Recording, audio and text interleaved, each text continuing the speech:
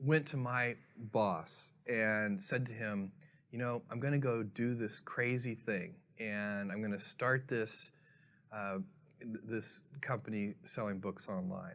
And this is something that I had already been talking to him about in a sort of more general context. But then he said, let's go on a walk. And we went on a 2-hour walk in Central Park in New York City. And the conclusion of that was this. He said, this actually sounds like a really good idea to me. But it sounds like it would be a better idea for somebody who didn't already have a good job.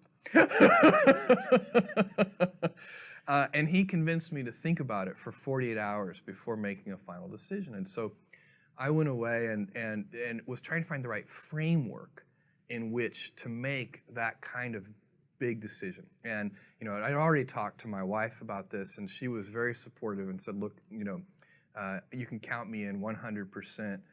Whatever you want to do. It's true, she had married this kind of, fairly stable guy in a stable career path, and now he wanted to go do this crazy thing, but she was 100% supportive. So it really was a decision that I had to make for myself. And the framework I found, which made the decision incredibly easy, was what I called, which only a nerd would call, a regret minimization framework. So I wanted to project myself forward to age 80 and say, okay, now I'm looking back on my life. I want to have minimized the number of regrets I have. And I knew that when I was 80, I was not going to regret having tried this. I was not going to regret having wanted, trying to participate in this thing called the internet that I thought was going to be a really big deal. I knew that if I failed, I wouldn't regret that. But I knew the one thing I might regret is not ever having tried. And I knew that that would haunt me every day. And so when I thought about it that way, it was an incredibly easy decision. And I think that's a very good, it's if you can project yourself out to age 80 and sort of think, what will I think at that time? It gets you away from some of the daily pieces of confusion. I left this Wall Street firm in the middle of the year. When you do that, you walk away from your annual bonus. And that's the kind of thing then the short term can confuse you. But if you think about the long term, then you can really make good life decisions that you won't regret later. Most regrets, by the way, are acts of omission and not commission. I think most people when they're 80 years old, you can do bad things. You can go murder somebody, and that would be bad, and that would be an act of commission that you would regret. But most, everyday, ordinary non-murderers, their big regrets are omissions. So Bill Boeing, Bill Gates, Jeff Bezos, if you looked at what you've brought and the legacy of innovation, how would you describe that? Well, I think what I would hope Amazon's legacy would be is Earth's most customer-centric company. What we have always wanted to do is raise the standard for what it means to be customer-centric to such a degree that other organizations, whether they be other companies or whether they be hospitals or government agencies, whatever the organization is, they should look at Amazon as a role model and say, how can we be as customer-centric as Amazon? Even competitors, I imagine, right? Hopefully competitors as well. But if we could make, if that could be our legacy, that we kind of raise the general idea of what it means to be customer-centric, that would be a huge accomplishment. It would be accomplishing a mission that's much bigger than ourselves. Our mission has always been to be Earth's most customer-centric company. And by that I mean customer-obsessed instead of competitor-obsessed. And that is, sometimes we hire new employees at Amazon, and they come from a different kind of corporate culture, and they're a little bored because we don't wake up every morning with a competitive zeal to kill somebody else. We're more of explorers, and we kind of invent new ways, and we do wild things. A lot of them don't work. There's a lot of risk-taking, a lot of invention, and that is, it works for us. I think one of the good things about taking a customer-centric approach instead of a competitor-centric approach is that if you get ahead in a particular field of, or a particular arena, then you end up still being very motivated. Whereas if you're very competitor-focused, it's really difficult to to stay motivated when you're number one in a particular arena. And so that has served us well. And we have three things today that I think are well-established businesses. We have Amazon Web Services, we have Amazon Prime, and we have our marketplace business where third-party sellers sell on Amazon. And we've got lots of other things we're working on and lots of ideas. They're little tiny seeds that we hope one day will grow into big trees, and we're having a ball. I think in my particular case, I laugh a lot. So it is, there are, I think stress, you can be, I think one of the things that's very important to note about stress is that stress primarily comes from not taking action over something that you can have some control over.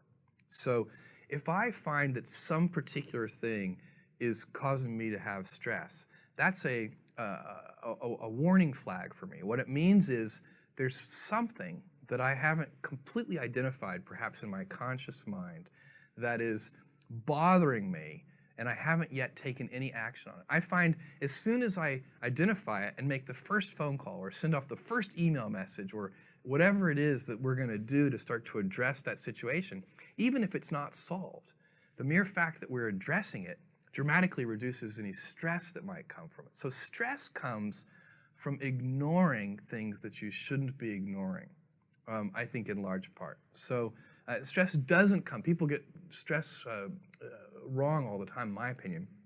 Stress doesn't come from hard work, for example. You know, you can be working incredibly hard and loving it. And likewise, you can be out of work and incredibly stressed over that. So, and likewise, if you kind of use that as an analogy for what I was just talking about, if you're out of work, but you're going through, a disciplined approach of, a series of job interviews and so on and working to remedy that situation, you're going to be a lot less stressed than if you're just worrying about it and doing nothing. I think it's very important to pursue your passions, and if you're doing that, the risks are often not as great as they seem to be. So for me, when I thought about leaving my job and starting this company, I knew there was a good chance that it wouldn't work. But I also knew that when I was 80 years old and thinking back over my life, I would never regret having tried and failed, but I might regret having never tried. And when I thought about it that way, it didn't actually seem like that big of a methodology to that, because I risk. think that's really important, especially for young people, to actually do that self-assessment and find that passion. Do you have any advice? I think that I think many kids and many grown-ups do figure out over time what their passions are. And sometimes we let I don't think it's that hard. I think what happens though sometimes is that we let our intellectual selves overrule those passions. And so that's what needs to be guarded against. Kids are very good about knowing what their passions are. I love that, because I think I've seen you describe this way, that you've always maintained that sense of wonder. I think that's what kids have, but we lose it somehow along the way. Yes, everybody, it's a gift if you can keep your childlike sense of wonder. And it helps with creativity, it helps to have fun. You laugh more and play more if you keep that childlike sense of wonder. Do something you're very passionate about. And don't try to chase what is kind of the hot passion of the day. I think we actually saw this, I think you see it all over the place in many different contexts, but I think we saw it in the internet world quite a bit, where at the sort of peak of the sort of internet mania in, say, 1999, you found people who were very passionate about something. They kind of left that job and decided, I'm going to do something in the internet, because it's it was almost like the the 1849 gold rush in a way. I mean, you find that people, if you go back and study the history of the 1849 gold rush, you find that at that time everybody who was within shouting distance of California was, they might have been a doctor, but they quit being a doctor and they started panning for gold. And that almost never works. And even if it does work, according to some metric, financial success or whatever it might be, I suspect it leaves you ultimately unsatisfied.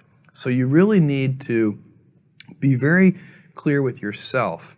And I think one of the best ways to do that is this notion of projecting yourself forward to age 80, looking back on your life and trying to make sure you've minimized the number of regrets you have. That works for career decisions. It works for family decisions. Do you want? I have a 14-month-old son, and it's very easy for me to, if I think about myself when I'm 80, I know I want to watch that little guy grow up. And so I don't want to be 80 and think, shoot, I missed that whole thing and I don't have the kind of relationship with my son that I wished I had, and so on and so on. So if you think about that, so I guess another thing that I would recommend to people is that they always take a long-term point of view. And I think this is something about which there's a lot of controversy. There's a lot of people, and I'm just not one of them, believe that you should live for the now. I think what you do is you think about the great expanse of time ahead of you and try to make sure that you're planning for that in a way that's going to leave you ultimately satisfied. So this is just this is the way it works for me. And I mean, everybody needs to find that for themselves. So I think there are a lot of paths to satisfaction, and you need to find one that works for you. Well, it's hard work. So it's easy to have ideas. It's very hard to turn an idea into a successful product. There are a lot of steps in between, and it takes persistence, relentlessness. So I always tell people who think they want to be entrepreneurs, you need a combination of stubborn relentlessness and flexibility. And you have to know when to be which. And basically, you need to be stubborn on your vision, because otherwise it'll be too easy to give up. But you need to be very flexible on the details, because as you go along pursuing your vision, you'll find that some of your preconceptions were wrong, and you're going to need to be able to change those things. So I think taking an idea successfully all the way to the market and turning it into a real product that people care about and that really improves people's lives is a lot of hard work. Harvard Business Review called you recently the most successful living CEO. Steve Jobs obviously was listed as well. What does that mean to you as you consider your own leadership style? Well, I think if you look at the big ideas at Amazon, what we're really focused on is thinking long term, putting the customer at the center of our universe, and inventing. Those are the three big ideas, and they work well together. I don't think that you can invent on behalf of customers unless you're willing to think long term, because a lot of invention doesn't work. If you're going to invent, it means you're going to experiment, and if you're going to experiment, it means you're going to fail, and if you're going to fail, you have to think long term. So these three ideas, customer centricity, long-term thinking, and a passion for invention, those go together. That's kind of the Amazon cocktail. That's how we do it, and by the way, we have a lot of fun doing it that way.